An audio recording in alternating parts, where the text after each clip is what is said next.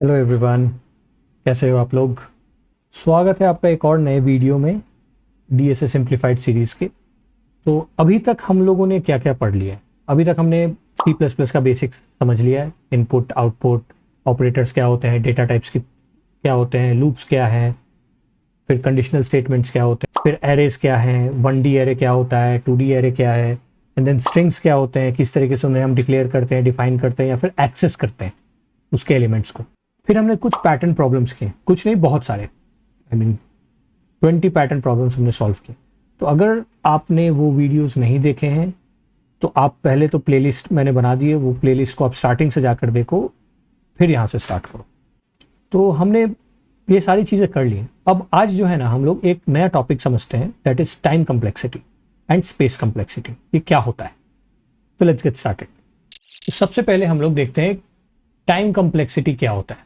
तो हम लोग कोई भी प्रॉब्लम को सॉल्व करते हैं, किसी भी तरीके का प्रॉब्लम हो, या पैटर्न प्रॉब्लम या कोई भी प्रॉब्लम, तो उसको सॉल्व करने का तरीका बहुत सारा हो सकता है। डिफरेंट लॉजिक्स हो सकते हैं, डिफरेंट कोड्स हो सकते हैं, राइट। जो तुमने लिखा है या मैंने लिखा है वही जरूरी नहीं है कि वो सिर्फ एक तरीके से हम लोग सॉल्व कर सकते हैं, उसको डिफरेंट डिफरेंट तरीके हो सकते हैं।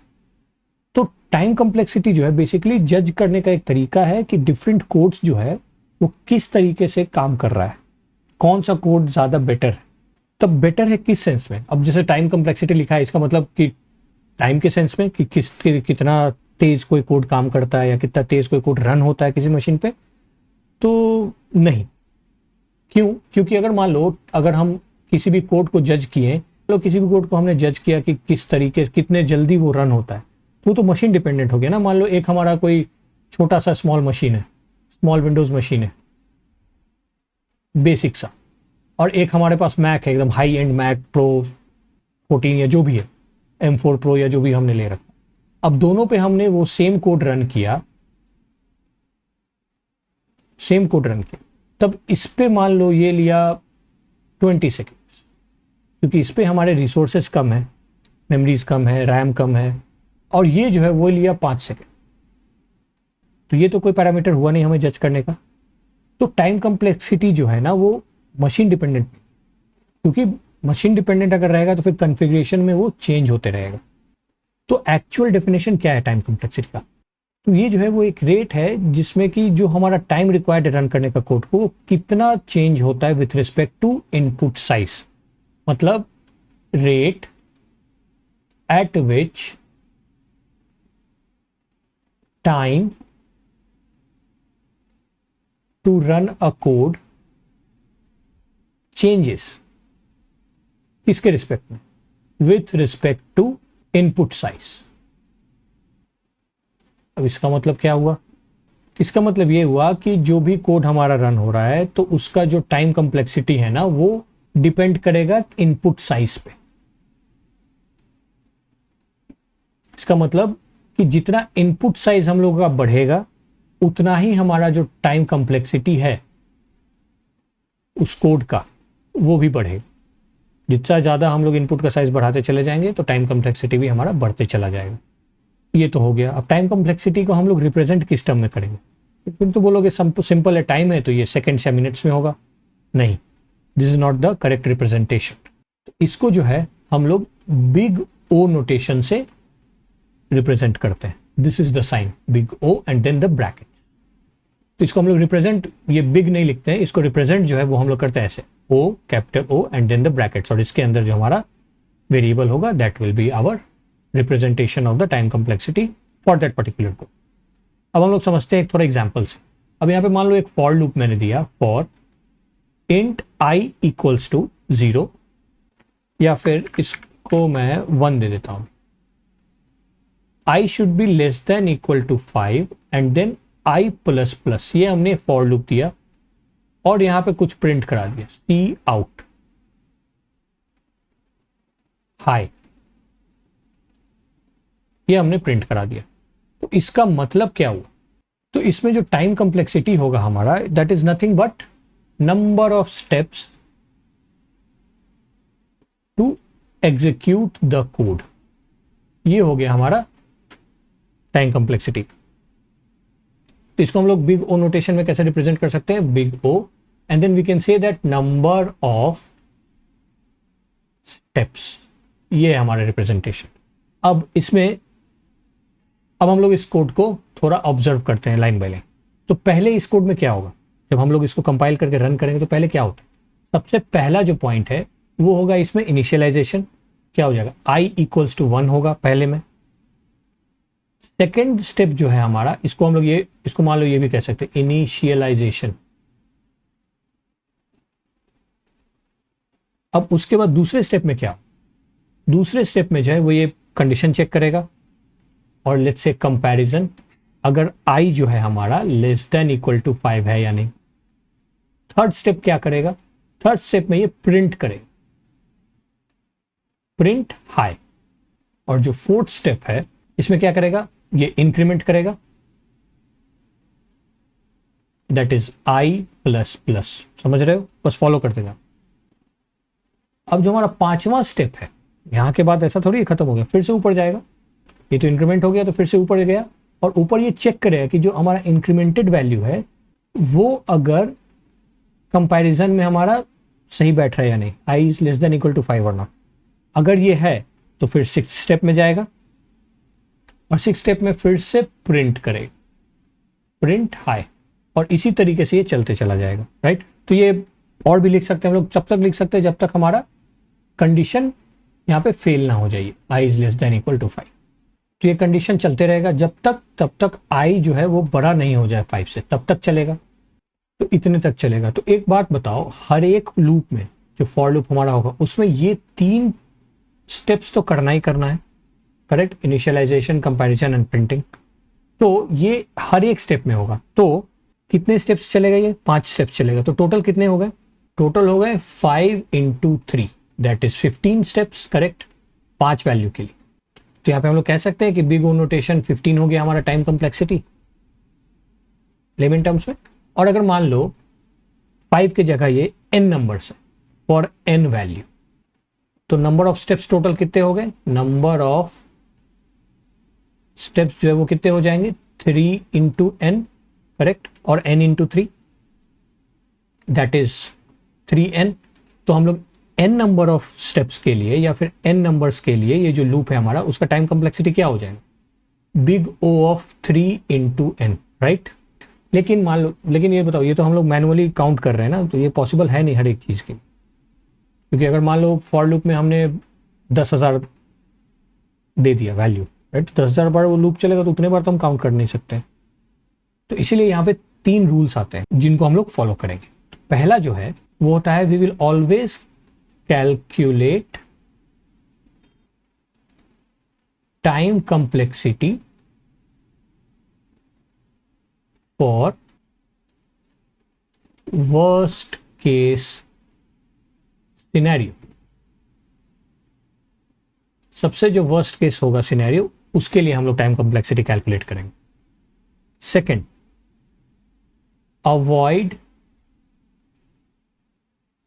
Including constant terms. इसका मतलब 1 2 3 4 5 ये सब कांस्टेंट जो वैल्यूज है ना उसको हम लोग अवॉइड करेंगे इंक्लूड करना। बस जो वेरिएबल्स हैं उसको करेंगे, क्योंकि कांस्टेंट टर्म्स हम लोग नहीं डाल सकते। अब जो तीसरा रूल है हमारा, इसमें हम लोग कहेंगे कि that we have to avoid always the lower values. अब ये तीनों हम लोग समझते हैं 1 by 1 क्या है। अब जो पहला रूल है हमारा, that calculate the time complexity for worst case scenario, ये क्या हुआ, तो इसको एक एग्जांपल से समझते हैं। तो मान लो ये हमारा एग्जांपल है, if age is less than 18 तो हम लोग सी आउट में प्रिंट करेंगे minor, else if age is less than 60 it is adult, else it is a senior citizen. ये 3 चीजें। तो इसमें जो हमारा बेस्ट केस सिनेरियो होगा, बेस्ट केस सिनेरियो, तो बेस्ट केस में कितने स्टेप्स चलेंगे।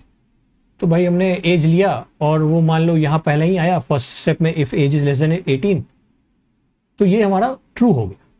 मान लो एज हमने 10 दिया, ये ट्रू हो गया, ये प्रिंट हो गया। ये सबसे बेस्ट केस सिनेरियो। क्यों? क्योंकि हमें बाकी स्टेप्स में जाने की जरूरत नहीं पड़ी। तो ये हमारा 2 ही स्टेप्स में हो गया।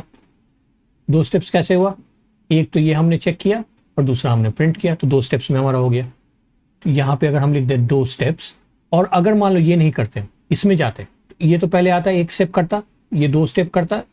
अगर ये ट्रू होता तो ये भी प्रिंट हो जाता हमारा एडल्ट, तो this will be equal to 3 steps.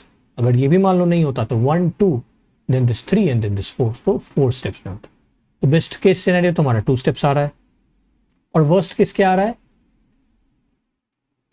Worst case आ रहा है हमारा 4 स्टेप्स, क्योंकि भाई सब कुछ इसने चेक कर लिया एंड लास्ट में जो हमारा बचा उसमें जाकर ये प्रिंट हो गया।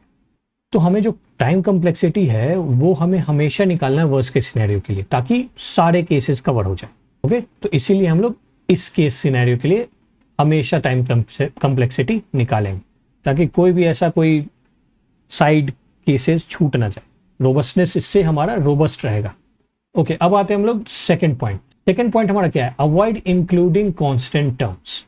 फॉर एन एग्जांपल, एक टाइम कम्प्लेक्सिटी रैंडम ले लो, let's say 6n cube plus 3n square plus 7, ये हमारा टाइम कम्प्लेक्सिटी है किसी कोड का। और अगर हम लोग यहाँ पे let's say n equals to ले ले 10 टू द पावर 5, तो हमारा ये वैल्यू क्या हो जाए? 6 इंटू 10 टू द पावर 15, क्योंकि यहाँ 5 इंटू 3 15 हो जाएगा, plus 3 into 10 to the power 10 plus 7, ये हो गया वैल्यू। अब इसमें देखो ये 10 टू द पावर 15 है, तो उसके कंपैरिजन में ये 7 तो बहुत छोटा है ना, बहुत ही लेस सिग्निफिकेंट। तो कहाँ पे हमारा 10 to the power 15 and 10 to the power 10, तो ये कांस्टेंट रख के ही हम लोग क्या कर सकते हैं, ये कुछ ज़्यादा हमें इफेक्ट नहीं करेगा, राइट? इसको रखे या ना रखे, तो इसलिए हम लोग इसको रिमूव करके अवॉइड करते हैं हमेशा। सो इसको हम लोग इस तरीके से भी सिर्फ रिमूव करके लिख सकते हैं, 10 to the power 15 plus 3 into 10 to the power 10, ये भी हो सकता है। तो इसीलिए हम लोग कांस्टेंट टर्म्स को नहीं लिखते। अब आते हैं थर्ड पॉइंट पे। थर्ड पॉइंट हमारा क्या है? Avoid the lower values. तो पिछले पॉइंट में हमने कांस्टेंट उड़ा दिया, अब कांस्टेंट उड़ाने के बाद हमारे पास क्या बचा? हमारे पास बचा 6n cube plus 3n square, ये बचा। तब इसमें भी हमें क्या करना है? रूल बोलता है कि we have to exclude the less significant values और लोअर वैल्यूज।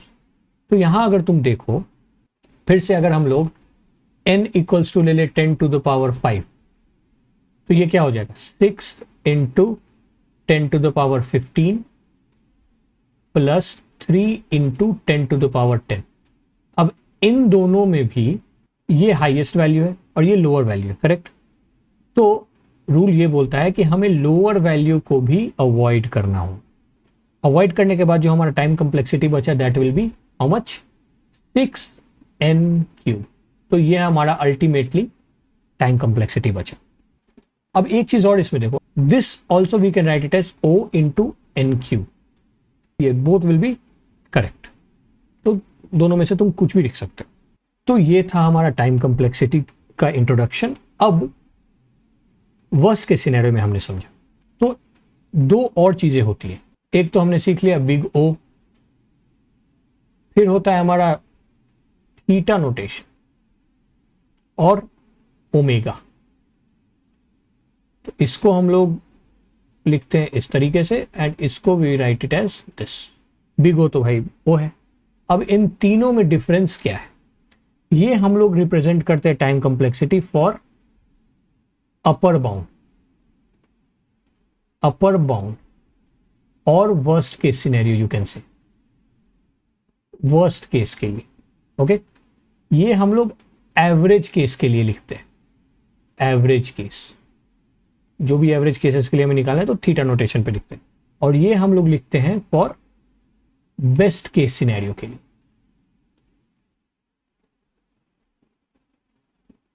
तो डिफरेंस सिंपल है। Big O we use for the worst case scenarios, जिसमें कि हमारा सारा का सारा केसेस जो है वो इंक्लूड हो जाता है, ये रोबस्ट भी है। फिर थीटा जो है वो हमारा एवरेज केस के लिए होता है, and then this omega is for the best case scenario. हमने कंसेप्ट तो पढ़ लिया है, अब आते हैं थोड़ा क्वेश्चंस करते हैं ताकि हमारा कंसेप्ट क्लियर हो। तो ये हमारा पहला क्वेश्चन है, इसमें हमने क्या किया है, एक फॉर लूप है इंट i इक्वल्स टू 0 से n तक i प्लस प्लस किया, एंड देन हमने उसके अंदर एक और फॉर लूप लिया, nested for loop, j equals to 0 से j लेस देन n तक and then j plus plus. इसके अंदर एक ब्लॉक ऑफ कोड है जो कि कांस्टेंट टाइम में रन हो रहा है, तो it is negligible, we don't have to consider this. अब इसका टाइम कम्प्लेक्सिटी क्या हो? वीडियो को पॉज करो, खुद से पहले आंसर निकालने की कोशिश करो एंड देन रिज्यूम बैक। तो इसका टाइम कॉम्प्लेक्सिटी निकालना है तो वन बाय वन हम लोग जाएंगे। तो पहला जो फॉर लूप है ये कहाँ से कहाँ तक चल रहा है, ये देखो हम लोग का ये चल रहा है हमारा 0 से n-1 तक। अगर देखो लेस देन है, सिर्फ लेस देन इक्वल टू नहीं है, 0 से n-1 तक चल रहा है। तो इसका मतलब क्या हो गया, n टाइम्स, टोटल तो n टाइम्स हो गया ये। और हर एक i वैल्यू के लिए अगर तुम देखो ये नेस्टेड फॉर लूप, तो हर एक i वैल्यू के लिए ये जो हमारा इनर लूप है वो कितना चल रहा है, ये भी हमारा चल रहा है 0 से n-1 तक, दैट इज n टाइम्स। तो ये हम लोग बोल सकते हैं कि हर एक i वैल्यू के लिए, जैसे अगर i इक्वल्स टू 0 है तो इसके लिए हमारा जो j है वो कितना चल रहा है, 0 1 2 डॉट डॉट डॉट डॉट कितने तक चल रहा है, ये n टाइम्स तक चल रहा है। फिर अगर मान लो i इक्वल्स टू 1 है तो इसके लिए हमारा j कितने तक चल रहा है, same 0 1 2 and then till n times चल रहा है क्योंकि इनर लूप है। और इसी तरीके से हमारा i भी जाएगा n टाइम्स तक, और इस n टाइम के लिए भी j जो है हमारा कहां तक चलेगा, 0 1 2 एंड देन n टाइम्स। समझ रहे हो कि हर एक i के वैल्यू के लिए वो n टाइम्स चलेगा j, जो हमारा इनर लूप। तो अगर हम सबको ऐड कर लें तो क्या होगा, n plus n dot dot dot dot कहां तक, प्लस n तक। ये क्या हो गया, इसको क्या हम लोग कह सकते हैं, n स्क्वायर बोल सकते हैं। तो इसका मतलब इसका जो टाइम कॉम्प्लेक्सिटी है वो हो जाएगा big O of n square. और जो भी कॉन्स्टेंट्स हैं, जैसे जो हमारा ब्लॉक ऑफ कोड है जो कांस्टेंट टाइम में रन हो रहा है, दिस वी कैन इग्नोर, क्योंकि हमने रूल में पढ़ा right, that we have to ignore और avoid including the constant terms. तो ये था हमारा आंसर। अब तुम इससे मैच करो कि तुम्हारा जो आंसर तुमने निकाला वीडियो पॉज करके वो सही है कि नहीं, कमेंट में बताओ। चलो तो हम लोग दूसरे क्वेश्चन पे आते हैं। ये भी क्वेश्चन हमारा सिमिलर टाइप का ही है, दो फॉर लूप्स है नेस्टेड। पहला फॉर लूप कहाँ से कहाँ जा रहा है, i इक्वल्स टू 0 से n तक i प्लस प्लस। अब दूसरा फॉर लूप जो है वो j इक्वल्स टू 0 से जा रहा है, लेकिन j less than equal to i तक जा रहा है, ये ध्यान देना, ये चेंज है। और फिर उसके अंदर ब्लॉक ऑफ कोड है जो कांस्टेंट टाइम है, तो दिस वी कैन अवॉइड। अब इसका तुम्हें टाइम कॉम्प्लेक्सिटी निकालना है, वीडियो पॉज करके खुद से निकालो पहले। तो चलो पहला जो फॉर लूप है वो तो सिमिलर है प्रीवियस क्वेश्चन की तरह ही। तो ये भी हमारा जा रहा है कहां से, 0 से n-1, जिसको हम लोग बोल सकते हैं n टाइम्स, ये तो सेम है। अब हर एक वैल्यू के लिए i के हर एक वैल्यू के लिए j कितना रन हो रहा है, j जो है वो रन हो रहा है 0 से less than equal to i तक। तो इसका मतलब हम लोग बोल सकते हैं कि जो j है वो रन करेगा हमारा i प्लस 1 तक, ओके, इतने टाइम्स।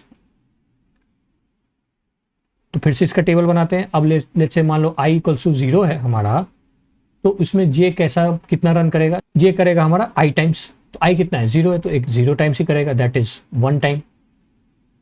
समझ रहे हो, i तक ही चलना है हमें, तो i इसमें 0 था।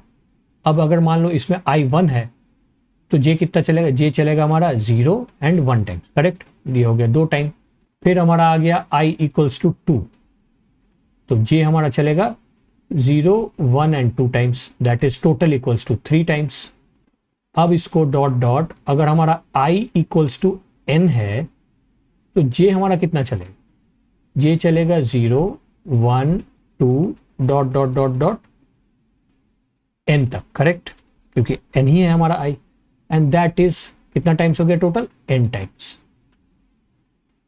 ये हमारा n टाइम्स चला, n टाइम्स ऑफ i के लिए। तो अगर इसको टोटल को ऐड करोगे 1 plus 2 plus 3 plus dot dot dot dot plus n तक है, राइट। ये क्या है, तो ये हमारा n नंबर्स है, सम ऑफ n नंबर्स। तो अब सम ऑफ n नंबर्स का एक फॉर्मूला है हमारे पास, summation of n natural numbers. ये क्या होता है, that is equals to n into bracket n plus 1 by 2। तो ये है formula summation of n natural numbers का, n into n plus 1 by 2।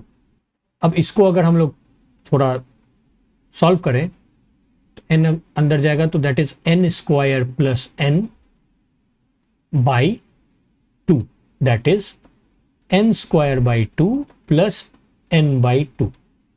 ये हो गया वैल्यू। अब देखो यहाँ पे क्या आ रहा है हमारा, n square by 2 and n by 2।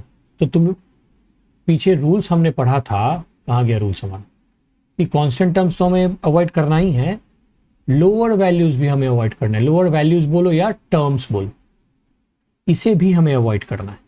तो यहाँ जो हमारा वैल्यू आ रहा है that is n² and plus n/2, तो इसमें से इसको हटा दो ना, this is the lower value right, तो इसको हटा दो। तो अल्टीमेटली हमारे पास जो टाइम कॉम्प्लेक्सिटी है वो कितना बचा, n²/2। तो अब इसके बाद भी हमने एक और पॉइंट रिमेंबर किया था कि हमें कोफिशिएंट जो भी आते हैं वो भी हम लोग उड़ा सकते हैं। तो या तो तुम इस तरीके से लिखो या फिर इसको तुम लिख सकते हो O(n²). ओके, तो इसका मतलब क्या हुआ, ये जो दोनों क्वेश्चन हमने किया, ये क्वेश्चन और ये क्वेश्चन, ये जो दोनों क्वेश्चन सब दोनों में नेस्टेड फॉर लूप्स है राइट। रेंज अलग था बट दोनों नेस्टेड फॉर लूप्स ही हैं। जनरली हम लोग बोल सकते हैं कि for nested for loops we can say that the time complexity is O of n to the power of number of nested loops। समझे, अगर मान लो हमारे पास दो फॉर लूप्स है nested right, for and then इसके अंदर एक फॉर, करेक्ट। तो इसका हमारा जो टाइम कॉम्प्लेक्सिटी है वो हो रहा था O of n²। अब अगर मान लो हमारे पास होता फॉर लूप, इसके अंदर एक नेस्टेड फॉर लूप और इसके अंदर एक और नेस्टेड फॉर लूप, ओके, तीन हो जाते हैं अगर इस तरीके से, तो इसका क्या होता time complexity, big O of n³ we can say. इसी तरीके से ये चलते चला जाता, we can say that nested for loops के लिए हमारा n⁻, जितना नंबर ऑफ फॉर लूप्स है नेस्टेड में उतना। तो ये हमने टाइम कॉम्प्लेक्सिटी का बेसिक समझ लिया है, इससे ज़्यादा तुम्हें समझने की ज़रूरत नहीं है, that is more than enough. अब आते हैं हम लोग स्पेस कॉम्प्लेक्सिटी पे। स्पेस कॉम्प्लेक्सिटी, अब भाई ये क्या है, टाइम कॉम्प्लेक्सिटी तो हो गया, ये जैसा नाम है ना उसी तरीके का इसका डेफिनेशन है, दैट द मेमोरी और let's say memory space that is used by the code to execute। Okay, अब ये जो हमारा कोड है वो दो तरीके का स्पेसेस लेता है। ओके, जैसे हमारा कोड है मान लो, इसमें होता है हमारा एक इनपुट का स्पेस और एक होता है हमारा अदर स्पेस। इसको हम लोग ऑक्सिलरी स्पेस भी बोलते हैं। अब भाई ये क्या बोल रहे हो तुम, ये क्या है, तो इनपुट स्पेस का मतलब तो हो गया जो भी हमने इनपुट डाला, ओके, जो भी इनपुट लिया हमने वेरिएबल्स में, जैसे लेट्स से इंट ए है, अब इसका इनपुट लिया तुमने, input of A, and then अगर मान लो तुम्हारे पास दो वेरिएबल्स हैं, इनपुट ऑफ बी ऑल्सो, तो ये दोनों जो है वो हो गया हमारा input space. Okay, the space taken for the input values to store the input values. अब ऑक्सिलरी स्पेस क्या हो गया, अब ऑक्सिलरी स्पेस है अगर मान लो एक सी वैल्यू है that is equals to a+b। Initialize नहीं कर रहा हूँ, कोड पे मत जाना डिटेल्स पे, बट ये बस मैं एक एक्सप्रेशन बता रहा हूँ, सी इक्वल्स टू a+b, और मैंने तो इसका वैल्यू अगर मान लो ये था 2, ये था 3, तो ये हो गया c इक्वल्स टू 5। तो c का जो वैल्यू है ये कहाँ, कहीं तो स्टोर होगा ना मेमोरी में, that is called auxiliary space, जहां पे हमारे अदर वैल्यूज इनपुट के अलावा जो स्टोर होते हैं। अब भाई जो तो स्पेस है, तो तुम तो सोचोगे कि स्पेस है तो इसका जो रिप्रेजेंटेशन है वो MB या फिर GB में होगा, दैट इज रॉन्ग। इसका भी हमारा रिप्रेजेंटेशन जो है वो बिग O नोटेशन में ही होता है। ओके, अब यहाँ पे क्या था हमारे पास, अगर इस क्वेश्चन को ही ले लो, इस एग्जाम्पल को, इसमें क्या था, एक इनपुट स्पेस, दूसरा इनपुट स्पेस और ये तीसरा ऑक्सिलरी स्पेस, राइट। तो टोटल हमारा स्पेस कॉम्प्लेक्सिटी क्या हो गया, बिग O ऑफ 3 कह सकते हो। तो जेनरिक टर्म में क्या हो गया, बिग O ऑफ n, समझ गए। तो बस ये होता है हमारा स्पेस कॉम्प्लेक्सिटी, इससे ज़्यादा तुम्हें समझने की ज़रूरत नहीं है स्पेस कॉम्प्लेक्सिटी। स्पेस कॉम्प्लेक्सिटी का भी एक क्वेश्चन हम लोग देखते हैं, सिंपल सा है, ज़्यादा स्पेस कॉम्प्लेक्सिटी में कोई कॉम्प्लेक्सिटी उतना नहीं है। तो भाई अब यहाँ देखो एक ऐड फंक्शन है हमारा, अब क्या कर रहे हैं हम लोग, देखो पूरा सिंटेक्स सही नहीं है, बस तुम एग्जांपल के लिए समझ लेना। एक ऐड है हमारा फंक्शन जिसमें हम लोग दो वैल्यूज ले रहे हैं a एंड b, उसमें रिटर्न कर दे रहे हैं a+b। अब ये हमारा लेट से ये मेन के अंदर है, मेन फंक्शन में हमारा ये फॉर लूप है। ओके, तो फॉर लूप हमारा क्या कर रहा है, तो फॉर लूप में हमने किया int I equals to 0, I less than N I plus plus और sum plus equals to add. इसका स्पेस कम्प्लेक्सिटी तुम्हें निकालना है। वीडियो पॉज करो, इसको खुद से पहले निकालो and then resume the video. तो हम लोग स्टार्ट करते हैं, फॉर लूप से आते हैं यहाँ पे। ठीक है, आई इक्वल्स टू 0, ठीक है भाई, तो एक हमारा आई के लिए स्पेस होगा। फिर हम लोग देखो यहाँ पे एक सम है, तो सम के लिए स्पेस होगा, करेक्ट, हम लोग बस काउंट कर रहे हैं। फिर ये ऐड कॉल करा रहा है आई और आई प्लस 1 का, तो फिर ये दोनों का भी होगा सेव हमारा वैल्यूज, तो that is A and B also, correct. फिर यहाँ से रिटर्न करके सम में ऐड करा दें। अब इतने सारे होंगे, लेकिन तुम देखो ये लूप में चल रहा है, राइट, n टाइम्स। तो ये जो सम है, सम तो हमारा बार बार नहीं हो रहा है डिक्लेयर, सम तो एक ही, क्योंकि उसी में हम लोग ऐड करते जा रहे हैं। तो सम का जो स्पेस है उसी में हमारा वैल्यू चेंज होता रहेगा, तो सम तो एक ही रहेगा। लेकिन ये जो ऐड हमारा I and I plus 1 call हो रहा है, तो A and B will be n times, right. तो ए एंड बी जो है उसका n टाइम्स स्पेस बनेगा, करेक्ट। तो टुगेदर अगर हम लोग इसको जेनरिक बोले तो बिग O ऑफ n में स्पेस कितने हो जाएंगे, n plus 1 2 3, sorry n plus 1 plus 2, right. तो n प्लस 2, इसको या फिर इस तरीके से बोलो O ऑफ n। तो ये है हमारा स्पेस कम्प्लेक्सिटी, सिंपल, कुछ ज्यादा नहीं है। तुम्हें ध्यान रखना है कि कहां कहां कौन कौन सा वैल्यू में सेव हो, that's it. Generally you will get that big O of n ही है हमारा space. You just have to see and check कि कौन से वैल्यूज हमारे आ रहे हैं इनपुट और ऑक्सिलरी स्पेस में। तो ये था हमारा पूरा time complexity and space complexity का बेसिक्स। ओके, जितने भी कॉन्सेप्ट्स तुम्हें जानने की जरूरत है तुमने सीख लिए हैं, इसको गो थ्रू करो अच्छे से। और हाँ, तुम्हें अगर चाहिए ना कि मैं हर एक लेक्चर का एक नोट्स बनाऊं PDF and share it with you guys, तो कमेंट में जरूर बता देना यार। What I'll do is I will paste all these notes, create a note and paste it in my GitHub so that you can take it from there. और हाँ, एक task है तुम्हारा, जितने भी हमने पैटर्न प्रॉब्लम्स किए हैं, राइट, उन सब पैटर्न प्रॉब्लम्स का ऑलमोस्ट सेम ही होगा, बट उन सब पैटर्न प्रॉब्लम्स का तुम्हें टाइम एंड स्पेस कम्प्लेक्सिटी निकालना है and give it in the comments. Okay, I think 3 या 4 ही होंगे टोटल 20 के, क्योंकि सब में हमने nested for loops he use किए, राइट। और नेस्टेड कितने थे, 2 ही थे हमारे, फॉर के अंदर फॉर, राइट, या फिर फॉर के अंदर 2 या 3 फॉर्स थे, राइट। बट वो सारे पैरेलल में थे, ये नहीं थे कि नेस्टेड थे, फॉर के अंदर फॉर और उसके अंदर फॉर। तो almost for all the questions the time complexity and same space complexity will be same. Comment में जरूर बताएं, देखते हैं किसका सही होता है। एंड पिन्ड कमेंट जरूर चेक करना। I will give you one more question to find out the time and space complexity, किसका सही होता है। अगर आपको वीडियोस अच्छे लग रहे हो तो you know what you have to do, like छोड़ते जाएं एंड चैनल को सब्सक्राइब नहीं किया है तो प्लीज सब्सक्राइब। मिलते हैं अगले वीडियो में अगले कॉन्सेप्ट्स के साथ। Till then keep coding, all good.